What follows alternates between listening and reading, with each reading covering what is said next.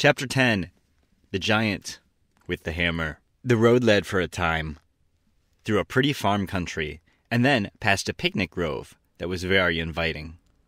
But the procession continued to steadily advance until Billina cried in an abrupt and commanding manner, "Bwack, bwack, bwack, bwack, bwack, bwack, bwack, bwack, wait. Ozma stopped her chariot so suddenly that the sawhorse's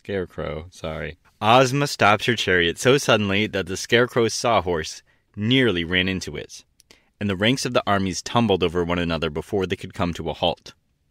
Immediately, the yellow hen struggled from Dorothy's arms and flew into a clump of bushes by the roadside. "What's the matter?" called the Tin Woodman. "Why, Billina wants to lay her egg, that's all," said Dorothy. "Lay her egg?" repeated the Tin Woodman in astonishment. Has he never met a hen? Clearly, that's what hens do. "Yes, she lays one every morning about this time, and it's quite fresh," said the girl. I don't know if that's true, if they lay an egg every day, but I'm sure L. Frank Baum has done no research of his own, so it would be interesting to know. Okay. Obviously, I'm not going to take the time to look it up either. "But does your foolish hen suppose that this entire cavalcade, which is bound on an important adventure, is going to stand still while she lays her egg?" inquired the Tin Woodman earnestly. I mean, it sounded like it was a pretty quick sort of thing. Like, if someone had to pee, I think you'd say, "It's all right, you can pee." Anyway. "But what else can we do?" asked the girl. "It's a habit of Billina's, and she can't break herself of it." "Well, she must hurry up," said the Tin Woodman impatiently. "Calm down, sir. They're not against the clock, are they? It's like this family that was taken captive for quite some time, so, like, what's the rush? I mean, I'm not saying don't go with purpose, but we can let a chicken be a chicken, or a hen be a hen." No, exclaimed the Scarecrow. "If she hurries, she may lay scrambled eggs." "That's nonsense," said Dorothy. "But Billina won't be long, I'm sure." So they stood and waited, although they were restless and anxious to proceed. And by, the yellow hen came from the bushes, saying, "Cut, cut, cut, cut, cut, cut, cut, cut, cut, cut." "What is she doing? Singing her lay?" asked the Scarecrow. "A forward! A march!" shouted the Tin Woodman, waving his axe, and the procession started just as Dorothy had once more grabbed Billina in her arms. "What? Isn't anyone going to get my egg?" cried the hen in great excitement. "I'll get it," said the Scarecrow, and at his command the sawhorse pranced on to the bushes. The straw man soon found the egg, which he had placed in his jacket pocket. The cavalcade, having moved rapidly on, was even then far in advance. Wait, didn't they stop? They just kept going without them. Fantastic. But it did not take the sawhorse long to catch up with it, and presently the Scarecrow was riding in his accustomed place behind Ozma's chariot.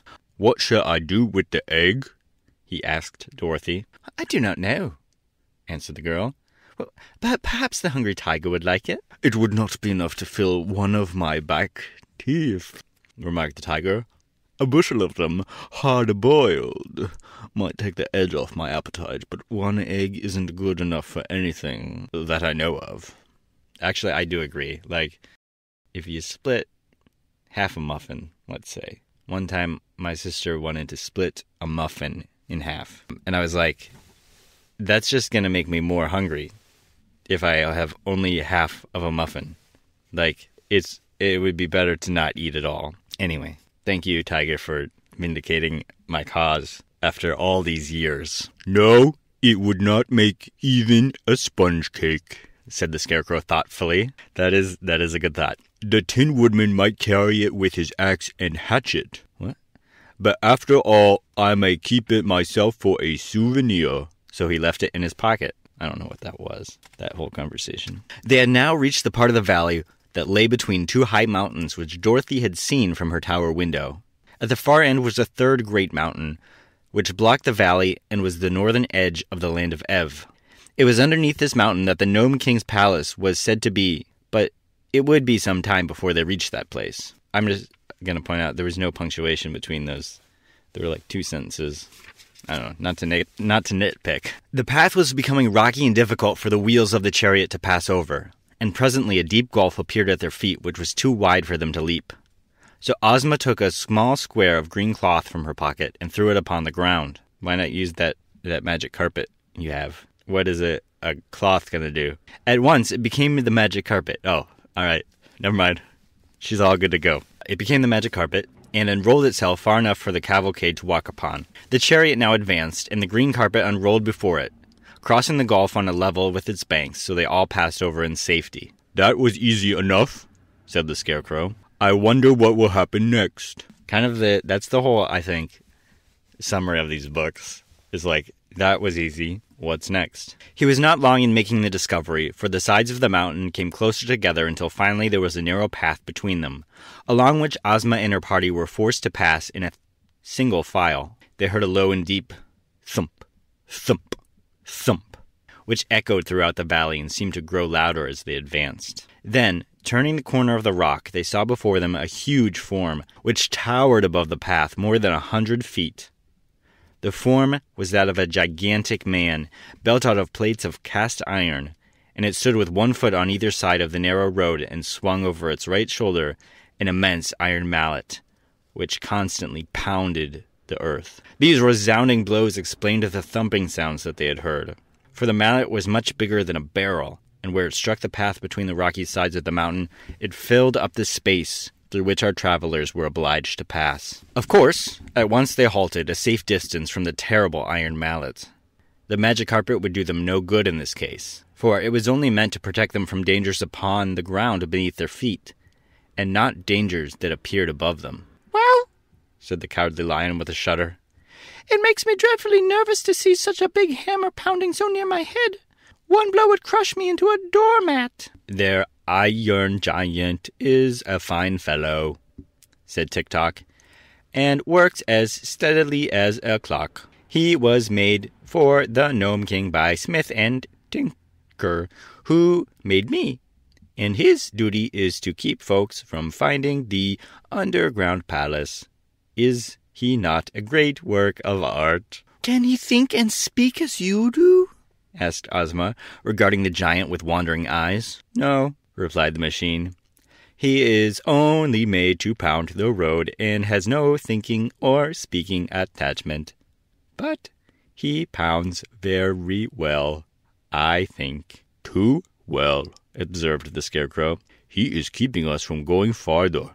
Is there no way to stop his machinery?" "Only the Gnome King, who has the key, can do that," answered Tick-Tock. "Well then," said Dorothy anxiously, "I'm going to quick interrupt. I just noticed there's a picture. It has all the characters. I'm like, why is Jack Pumpkinhead not in this book?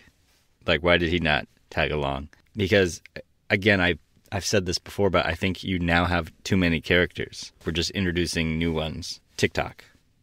Do we need him?" "Excuse me for a few minutes," said the Scarecrow, "and I will think it over." He retired then to a position in the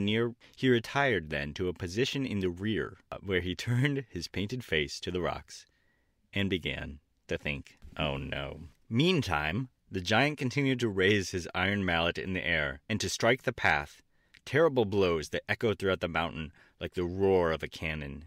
Each time the mallet lifted, however, there was a moment when the path beneath the monster was free, and perhaps the Scarecrow had noticed this.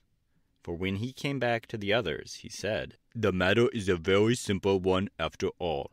We have but to run under the hammer, one at a time when it is lifted, and pass to the other side before it falls again." I would say yes, the Scarecrow did notice this. Not perhaps, for certain. For certain. Again, if you're writing a book, you shouldn't be like, I wonder if my characters know something that they're just about to say they know. It's not a good luck. "It will require quick work from us, if we must escape the blow," said the Tin Woodman, with a shake of his head. "But it does really seem like the only thing to be done. Who will make the first attempt?" Seeing he's not going to volunteer, they looked at one another hesitatingly for a moment. Then the Cowardly Lion, who was trembling like a leaf in the wind, said to them, "I suppose the head of the procession must go first, and that's me. But I am terribly afraid of a big hammer." "What will become of me?" asked Ozma. You might rush under the hammer yourself, but the chariot would surely be crushed. We must leave the chariot, said the Scarecrow. But you two girls can ride upon the backs of the lion and the tiger. So this was decided upon. And Ozma, as soon as the lion was unfastened from the chariot, at once mounted the beast's back, and said she was ready. Cling fast to my mane, advised Dorothy. I used to ride him myself, and that is the way that I held on. So Ozma clung fast to the mane, and the lion crouched in the path and eyed the swinging mallet carefully, until he knew just the instant it would begin to rise in the air. Then, before anyone thought he was ready, he made a sudden leap straight between the Iron Giant's legs, and before the mallet struck the ground again, the lion and Ozma were safe on the other side. The tiger was next. Dorothy sat upon his back and locked her arms around the striped neck, for he had no mane to cling to. He made a leap, straight and true as an arrow from a bow, but it was no use. Dorothy was dead. I'm just kidding. I'd said it went straight and true as an arrow from a bow, and ere Dorothy realized, she was out of danger and standing by Ozma's side. Now came the Scarecrow on the Sawhorse, and while they made the dash in safety, they were within a hair's breadth of being caught by the descending hammer. Tick-Tock walked up to the edge of the spot that the hammer struck, and as it was raised for the next blow, he calmly stepped forward and escaped its descent. That was an idea for the Tin Woodman to follow, and he also crossed in safety, while the great hammer was in the air. But when it came to the 26 officers in the private, their knees were so weak that they could not walk a step. What? One more step was too much? In battle we are wonderfully courageous, said one of the generals, and our foes find us very terrible to face. But war is one thing, and this is another. When it comes to being pounded upon by the head of an iron hammer and smashed into pancakes, we naturally object. Okay. Make a run for it, urged the Scarecrow. Our knees shake so that we cannot run, answered the captain. If we should try it, we should all certainly be pounded to a jelly. Well, sighed the Cowardly Lion. I see, friend Tiger, that we must place ourselves in great danger to rescue this bold army. Come with me, and we will do the best that we can. So Ozma and Dorothy, having already dismounted from their backs, the lion and tiger leaped again under the awful hammer and returned with the two generals clinging to their necks. They repeated this daring passage 12 times, when all the officers had been carried beneath the giant's legs and landed safely on the further side. By that time the beasts were very tired, and panted so hard that their tongues hung out of their great mouths. What is to become of the private? asked Ozma. Oh, leave him there to guard the chariot, said the lion. I am tired out, and I won't pass under that mallet again. The officers at once protested that they must have the private with them, else there would be no one for them to command. But neither the lion nor the tiger would go after him. So the Scarecrow sent the Sawhorse. Either the wooden horse was careless, or it failed to properly time the descent of the hammer, for the mighty weapon caught it squarely upon the head. No joke. And it thumped against the ground so powerfully that the private flew off its back high into the air and landed upon one of the giant's cast iron arms. Here he clung desperately while the arm rose and fell in one of the rapid strokes. The Scarecrow dashed in to rescue the Sawhorse, and he had his left foot smashed by the hammer before he could pull the creature out of danger. They then found that the Sawhorse had been badly dazed by the blow, while the hard wooden knot of which his head was formed could not be crushed by the hammer, both of his ears were broken off, and he was unable to hear a sound until someone made new ones for him. Also, his left knee was cracked and had to be bound up with string. Billina having fluttered under the hammer, it now remained only to rescue the private, who was riding upon the iron giant's arm high in the air. The Scarecrow lay flat upon the ground and called the man to jump down upon his body, which was soft because it was stuffed with straw. This the private managed to do, waiting until the time when he was nearest the ground and then letting himself drop upon the Scarecrow. He accomplished the feat without breaking any bones, and the Scarecrow declared that he was not injured in the least. I feel like the Scarecrow should have gone first, kind of to test out the theory, because he would have been fine. Therefore, the Tin Woodman having by this time fitted new ears to the Sawhorse, the entire party proceeded upon its way, leaving the giant to pound the path behind them. Chapter 11.